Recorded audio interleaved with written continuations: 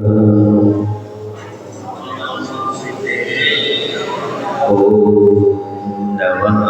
सिद्धेभ्यः।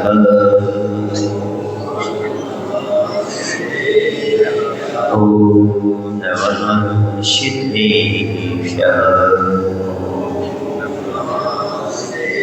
कामोनिनमुक्तारम् अरिहन्तावर्तहेसिद्धरम् आर्यवच्छायारम् लोयं ये सौसारं लोयं ये सौसारं। दिवाली देव श्री कुंथुनाथ भगवान की। आचार्य गुरुदेव भगवान श्री विद्यासागर जी महाराज की।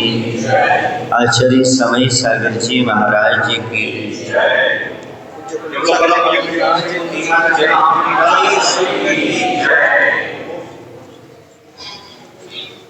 प्रत्येक व्यक्ति अपने जीवन में ऊंचाइयां प्राप्त करना चाहता है। वह सोचता है कि मेरा जीवन इतना उच्च हो जाए, इतना ऊंचा हो जाए, पर आगे बढ़ने का कालम ही ना रहे। पर ऊंचाइयां कब प्राप्त होती है, इस समझने की आवश्यकता है। जितनी जितनी जीवन में अच्छाइयां आती चली जाती हैं, उतनी उतनी ऊंचाइयां अपने आप प्राप्त होती चली जाती हैं। एक शिल्पकार होता है, वह दीवार खड़ी करता है। जैसे जैसे दीवार बढ़ती चली जाती है, वैसे वैसे वह भी ऊपर ऊपर पहुंचता चला जाता है। उसने खड़ी की थी दीवार को, लेकिन स्वयं ऊंचाई पर पहुंच गया।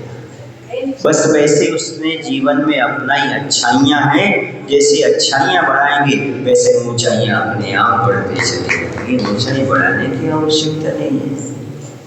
आदमी को ऊंचाई तो चाहिए, पर अच्छाई नहीं चाहिए। वह व्यक्ति कभी ऊंचा नहीं हो सकता। एक होता है ग्रेट बनना, दूसरा होता है गुड बनना। गुड बनना है कि ग्रेट बनना है? बोलो। गुड माने अच्छा और ग्रेट माने महान। बोलो, अच्छा बनना चाहिए कि महान बनना चाहिए? दोनों बनना चाहिए। पर याद रखना, जो व्यक्ति अच्छा नहीं बन सकता वो महान नहीं बन सकता। जो अच्छा बन जाता है वही आगे महान बनता है। जिसके जीवन में अच्छाइयां नहीं है, उसके जीवन में ऊंचाइयां नहीं है। जो अच्छा नहीं है वह कभी महान नहीं बन सकता। महान बनने के लिए बाहर की चीजों की आवश्यकता नहीं होती। बड़े बनने के लिए बाहर की चीजें चाहिए। बड़ा बनना हो तो धन चाहिए, बड़ा बनना हो तो महल चाहिए, बड़ा बनना हो तो बहुत कुछ चाहिए। लेकिन महान बनने के लिए भावना चाहिए, गुण चाहिए। वस्तु ना हो चल जाएगा, लेकिन गुण है तो महान बन जाएगा। वस्तु के लिए हमें प्रयास करना पड़ता है। वस्तु पराधीन होती है, लेकिन गुण स्वाधीन होते हैं। वस्तु मिल भी सकती और नहीं भी मिल सकती है प्रयास करने पर, लेकिन गुण तो हमारे पास है, प्रयास करने पर हमें प्राप्त हो सकते हैं। लेकिन आज तक व्यक्ति बड़ा बनना चाहता है, अच्छा नहीं बनना चाहता। याद रखना, बड़ा आदमी बनना एक अच्छी बात है। बड़ा आदमी बनना एक अच्छी बात है, लेकिन एक अच्छा आदमी बनना बहुत बड़ी बात है। ये बहुत बड़ी बात है। समझ सको तो समझ लो क्या कह रहा हूं। बड़ा आदमी बनना एक अच्छी बात है, लेकिन अच्छा आदमी बनना बहुत बड़ी बात है। ये मात्र गुणों पर आधारित होता है। जैसे हमारे गुण होते हैं वैसे महानता प्राप्त हो सकती है। मैं पूछना चाहता हूं, हमारे साधुओं के पास क्या होता है? बाहर में कुछ होता है क्या? बोलो, बाहर में कुछ होता है क्या साधु के पास? नहीं होता। पर वो बड़े नहीं होते। वो कैसे होते? महान होते। और हमारे आचार्यवन विद्यासागर के पास तो कुछ भी नहीं था, दुनिया में सबसे महान संत वही माने। इसका अर्थ क्या हुआ? इसका अर्थ स्पष्ट हुआ कि ऊंचाइयां पाने के लिए बाहर की वस्तुओं की आवश्यकता नहीं पड़ती, किंतु अच्छे गुणों की आवश्यकता पड़ती है। जिस वक्त अच्छे गुण होते हैं वहां पर सारे कार्य अपने आप संपन्न होते चले जाते हैं। एकमात्र बरसात के होते ही हरियाली और खुशहाली छा जाती है, एकमात्र बरसात के होते हैं। जैसी बरसात होती है जहाँ देखो वहाँ पर हरियाली हरियाली, सब प्रकार के वृक्ष, सब प्रकार के घास फूस अपने आप पैदा हो जाती है, प्रकृति में चहल पहल शुरू हो जाती है, आदमी के चेहरे पर रौनक झलकने लगती है, क्योंकि तपा खत्म होने पर जब बरसात होती है तो सब हरा भरा दिखता है। मैं कहता हूँ ये बरसात ही ऐसा गुण है जो सब प्रकार के गुणों की हरियाली को पैदा करने में सक्षम हो जाता है। एकमात्र बरसात पर्याप्त है सारे देश में हरियाली लाने के लिए, खुशहाली लाने के लिए। वैसे ही गुण हमारे पास पर्याप्त हैं जीवन को समृद्ध और बड़ा बनाने के लिए। लोग समझते हैं कि हमारी कीमत हो रही है, कीमत हमारी नहीं होती, कीमत गुणों की होती है। कीमत किसकी होती है? गुणों की होती है, व्यक्ति की कीमत नहीं होती। व्यक्ति तो बहुत सारे। एक मैं आपको छोटा सा उदाहरण दे रहा हूँ, मेरी एक आदत है, मैं उदाहरण के साथ ही, दृष्टांत के साथ ही बात को समझाता हूँ। आपने दोना देखा? दोना, दोना समझते हैं आप? दुनिया, दोना, पत्तल, नाम सुना आपने? जिसमें आप खाने पीने की सामग्री रखते हो। डोन क्या बोलते हैं आप लोग? डोन। बुंदेलखंड उसको दुनिया भी बोलते हैं। क्या बोलते हैं? छोटी हो गई तो दुनिया, दोना पत्तल बोलते हैं उसको, ठीक है। और जो फैली हुई होती है उसको क्या बोलते हैं? पत्तल बोलते हैं, है ना। तो उसने समझा हमारी बड़ी कीमत हो रही है, क्योंकि एक हलवाई ने, रसोड़िया ने क्या किया, उसमें 3 रसगुल्ले रख दिए। किसमें? दोना में रख दिए, और एक व्यक्ति को थमा दिया। दोनों ने सोचा मेरी कितनी बड़ी कीमत है, इसने इसको लिया और उसने अपने हाथ में लिया, उसने उसको रूमाल ढक दिया। समझ आ रहा है? और बाइसिकल को लिया और चलना प्रारंभ कर दिया। रास्ते में एक हाथ से बाइसिकल संभाले, एक हाथ से उस दुनिया को संभाले। रास्ते में वो गिर गया बाइसिकल से, उसने दुनिया को नहीं गिरने दिया। बड़े खुश हुए हो, देखो ये स्वयं तो गिर गया लेकिन मुझे बचाया इसने, मेरी कितनी कीमत है। जब घर के सामने पहुंचा तो उसकी स्त्री सामने खड़ी थी, लाओ लाओ लाओ, उसने भी हाथों में ले लिया। वहां से हाथों में नीचे नहीं उतरी वो, घर में आई तो पर हाथ मत, पर घर के अंदर गए तो वो आपकी ड्राइंग टेबल होती ना, उस टेबल पर जाकर रख दिया, ऊपर झूमर लटक रहे। अच्छा इतनी कीमत मेरी, कौन सोच रही? वो दोनों सोच रहा है इतनी कीमत हमारी। देखो दुनिया इतनी कीमत करती है। फिर क्या हुआ? आमने सामने बैठ कर उन 3 रसगुल्लों को खा लिया। फिर क्या हुआ होगा दुनिया को, आपको पता है क्या हुआ? उसको मोड़ करके बाहर खिड़की से फेंक दिया। कौन चाटने लगा? इन्होंने पहले ही बता दिया मेरे बोलने से पहले। कुत्ता आया और उसको चाटने लगा। माइनस समझे आप? बस माइनस समझ जाओ। कीमत दुनिया की नहीं थी, कीमत रसगुल्लों की थी। जब तक रसगुल्ला थे तब तक उसकी कीमत थी। बस व्यक्ति को याद रखना चाहिए, जब तक तुम्हारे पास गुण है तब तक दुनिया में कीमत है। गुण के चले जाने पर मोड़ करके फेंक दिया जाता है, उसे कौन चाटता है? आप समझ गए? मैंने समझे? हम ये भ्रम ना पालें कि दुनिया हमारी कीमत कर रही है, हमें पूछ रही है, बल्कि ये समझे जब तक हमारे पास अच्छे गुण हैं तब तक लोग हमें पूछते हैं, पूजा करते हैं, और जैसे गुण समाप्त हो जाते हैं वैसे हमें कोई पूछता नहीं है। और आप लोगों की दशा देखी जाए तो जब तक यौवन अवस्था है तब तक आपकी कीमत है। बोल जा ढल जासी, गाल पचक जाने पर कोई कीमत नहीं होती। समझ गए ना? जैसे चेहरा आपका पचक गया, समझ गए ना, झुर्रियां आ गई पर कोई कीमत नहीं होती। समझ गए ना? शरीर में रूप की कीमत होती है और जीवन में गुणों की कीमत होती है। जब तक रूप है, यौवन है, तब तक सभी आपके पास इर्द गिर्द घूमते रहेंगे। और जब तक आपके पास गुण है, जब तक आपकी कीमत है। मायना क्या हुआ? मायना ये हुआ, हमें बाहर पर ध्यान नहीं देना, हमें अपने गुणों पर ध्यान देने की आवश्यकता है। जैसे जैसे गुण बढ़ते चले जाते हैं, वैसे वैसे कीमत बढ़ती चली जाती है। एक आम का पौधा है, आपने देखा होगा। आम का पौधा लगभग 8 महीने तक उसकी कोई रक्षा नहीं करता, खेत में खुला पड़ा रहता है।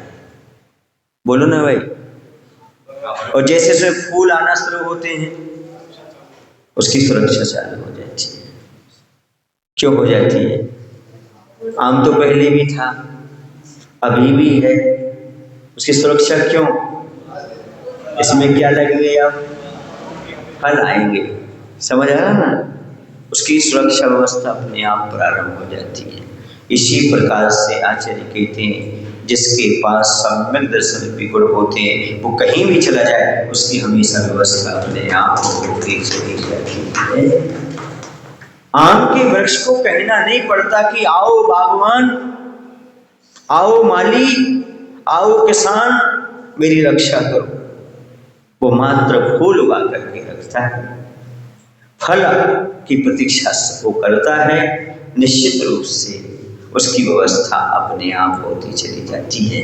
इसी प्रकार जो गुणवान लोग होते हैं, उन्हें चिंता करने की आवश्यकता नहीं होती है। वो जहाँ जाते हैं वहाँ पर उनकी अपने आप व्यवस्था होती चली जाती है। प्रकृति, मनुष्य, देवता सब आकर के कार्य करते चले जाते हैं। समझ रहे आप लोग कि नहीं? बरसात तो होने दो, जलगांव वालों, जलगांव वाले बैठे हुए हैं, सुने, बरसात तो होने दो। जैसी पानी गिरेगा वैसी सब जगह खुशहाली, हरियाली अपने आप देखने में नजर आने लगती है, हो जाती है। समझ आ रहा कि नहीं आ रहा? जल की कीमत है। किसकी कीमत है? जल की कीमत है। जल जहाँ हो जाता है वहाँ सारे गांव में हरियाली खुशहाली अपने आप आ जाती है। सुन रहे आप लोग? नहीं, कुसुम अपने आप खिल जाता है और कुसुम्बा के कुंजनाथ भगवान के दर्शन अपने आप होते चले जाते हैं। समझ आ रहा? कुसुम खिलता है। तो इंतजार अपने आप में अलग होता है। जैसे आम वृक्ष की व्यवस्था करते करते महीनों बीत जाते हैं, तब कहीं उसमें फल आते हैं, फल आने के बाद तो सुकून आता है। उसी प्रकार से इंतजार करना पड़ता है। इंतजार का फल बहुत मीठा हुआ करता है। ये अपने आप में महत्वपूर्ण चीज होती है। फल अपने समय से लगता है, लेकिन जब तक फल नहीं आता तब तक वृक्ष की संरक्षण व्यवस्था करना पड़ती है। खाद, पानी, जल आदि से उसे संचित करना पड़ता है, बार बार देखना पड़ता है। समझ आ रहा ना कि नहीं? ऐसा तो नहीं कि हम अकेली बागड़ लगा के आ गए, बाद में कोई ले गया आम तो। समझ आ रहा ना? तो बीच बीच में उसकी व्यवस्था, रक्षा, सुरक्षा सब करना पड़ती है, तब जाकर के वह फल खाने को प्राप्त होता है। इसी प्रकार से जीवन में भी हुआ करता है। और जीवन में क्या होता है? हमारे पास जैसे जैसे गुण आते चले जाते हैं, वैसे वैसे कीमत होती चली जाती है। आपने देखा होगा, जब आप कभी अपनी लड़की या रिश्तेदार की लड़की के लिए लड़का देखने जाते हो, पहले क्या देखते हो?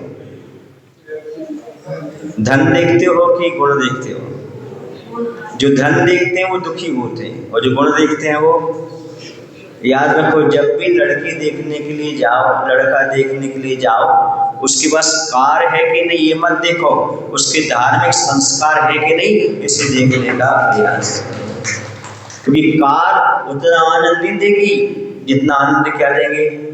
संस्कार देंगे।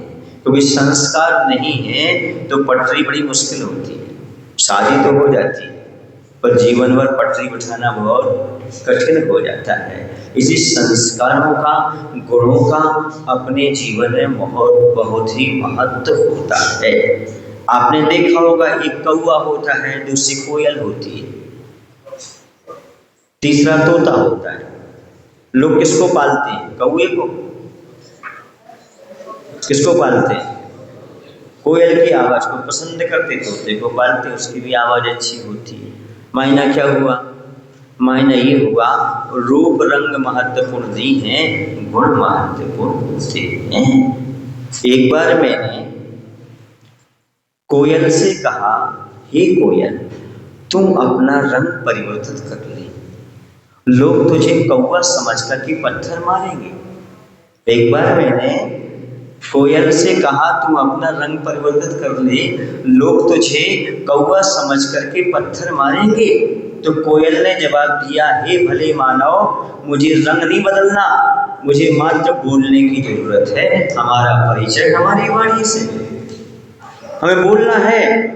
रूप रंग बदलने की जरूरत नहीं है। क्या बदलने की जरूरत है? बस उसे बदलने की जरूरत नहीं, उसके पास है, उसकी वाणी ही उसका परिचय होता है। इसी प्रकार से बंधु, गुण महत्वपूर्ण होते हैं, बाहर के रूप रंग आदि महत्वपूर्ण नहीं होते। व्यक्ति की व्यक्तित्व की पहचान उसके बनावटी श्रृंगार से नहीं होती, बल्कि आत्मिक गुणों से हुआ करती है। आप धोती दुपट्टा पहन करके रोज मंदिर आएंगे तो आपका यही परिचय है। ये रोज कहाँ आते हैं? मंदिर आते हैं। ये रोज भगवान का पूजन अभिषेक करते हैं। आपका सबसे पहले कोई परिचय देगा तो यही देगा, मकान और दुकान से नहीं देगा। लड़का कैसा है? रोज भगवान का अभिषेक पूजन करता है। मायना ये नहीं रखता कि तुम कितने धनवान हो, बल्कि मायना ये रखता है तुम कितने बुद्धिमान हो और भगवान की भक्ति करने वाले। बड़ा वो नहीं होता जिसके पास धन होता है, बड़ा वो होता है जो भगवान की भक्ति में अपना मन लगा करके चलता है। याद रखना, धन दौलत स्त्री पुत्र पापी को भी प्राप्त हो जाते हैं, पर साधु की संगति और भगवान की भक्ति किसी पुण्यवान जीव को ही प्राप्त हुआ करते हैं। संसार में सब चीजें सुलभ हैं, सहज हैं, लेकिन साधु की संगति मिलना और भगवान की भक्ति मिलना बहुत दुर्लभ है। वो यदि आपको प्राप्त हो रही है तो आप मान करके चलिए बहुत बड़े धनी हैं, इससे बड़ा धनी और कोई हो नहीं सकता। ये अमृत तुल्य चीज आपको प्राप्त हुई है, इसका सदुपयोग क्षण क्षण प्रतिक्षण करने का प्रयास करना चाहिए और भाव यही बनाना चाहिए कि भगवान हमारे पास संपदा हो या ना हो, लेकिन हम सद्गुणों के अधिकारी बन जाएं। हमारे पास कुछ ऐसे गुण प्राप्त हो जाएं जिससे हमारे जीवन का उत्थान हो जाए, हमारा भाव सुरक्षित हो जाए, हमारा भाव सुरक्षित हो जाए और अगला भाव भी हमारा बहुत अच्छा बन सके। वर्तमान में गुणों को इकट्ठा करते जाओ, जितने गुण हों। कौन से गुण हैं? क्षमा के हैं, आर्दव के हैं, मार्दव के हैं, निर्भिमान के, निर्लोभता के हैं, सद्भावना के हैं, परोपकार के हैं, साधु सेवा के हैं। ये गुण प्रत्येक व्यक्ति के अंदर होना चाहिए, वरना व्यक्ति ये कहेंगे भाई उनके पास धन तो बहुत था पर इसके आगे मत पूछो। समझ गए ना? और कोई व्यक्ति कहेगा भैया उसके पास धन तो नहीं था, उसका मन बहुत बड़ा था, हमेशा परोपकार में लगा रहता था, साधु की सेवा में लगा रहता था। सुने ना, अंत समय आप लोग अभी हो तो हर कोई आपका नाम लेता है, पर जाने के बाद नाम ले तो बहुत बड़ी बात है। जाने के बाद कहे आदमी तो बहुत अच्छा था। सुने ना, अर्थी चली जा रही थी, भीड़ बहुत थी। अर्थी समझते ना आप लोग? अर्थी चली जा रही थी, भीड़ बहुत थी, वक्त था शाम का। अर्थी चली जा रही थी, भीड़ बहुत थी, वक्त था शाम का, और लोगों के मुख से एक ही आवाज आई थी, ये आदमी था बड़े काम का। मैंने समझे क्या? बस इतना समझ लो कि आपके जाने के बाद यदि व्यक्ति कहे प्रशंसा कहे तो समझना आप गुणवान थे। वरना मुख पर यदि प्रशंसा करे तो समझना आप धनवान तो थे, सुन रहे, लेकिन आप गुणवान नहीं थे। जाने के बाद भी लोगों के मुख से एक ही आवाज आए, वो आदमी था बड़े काम का, तो समझना बहुत बड़ी बात है। इतना कुछ अपने जीवन में करने का प्रयास करो बंधुओं। जितना प्रयास आप धन को कमाने का करते हो, उतना प्रयास गुणों को कमाने का प्रयास करना चाहिए। धन यदि आपके लिए दूसरे स्टेट में भी मिल रहा हो, दूसरे स्टेट में नहीं, दूसरे देश में भी मिल रहा हो, तो भी आप वहां पहुंच जाते हो, क्योंकि आपके बच्चे अमेरिका में भी हो सकते हैं। बोलो भाई, धन यदि विदेश में भी मिलता है तो आप अपने बच्चों को कहाँ भेज देते हो? खुद भी चले जाते विदेश में, क्योंकि क्या मिल रहा है वहां पर? धन मिल रहा है। बस जैसी आपकी धन के प्रति चाहत है वैसी गुणों के प्रति आ जाए। यदि देश के दूसरे देश में भी साधु मिल जाए तो हम उनसे गुण ग्रहण कर लें, ऐसा भाव पैदा हो जाए तो मैं कह रहा हूँ आपके लिए ऊंचाइयां अपने आप प्राप्त होते चले जाएंगी। आज का सूत्र यही है, ऊंचाइयां मत चाहो, अच्छाइयां अपनाओ, ऊंचाइयां तो अपने आप प्राप्त होती चली जाएंगी। जितने आपके जीवन में गुण होंगे उतने आपके गुण और आगे वृद्धि को प्राप्त होंगे, आपको सफलता सम्मान दिलाएंगे और आपका जीवन उन्नत बनता चला जाएगा। बोलिए महावीर भगवान की।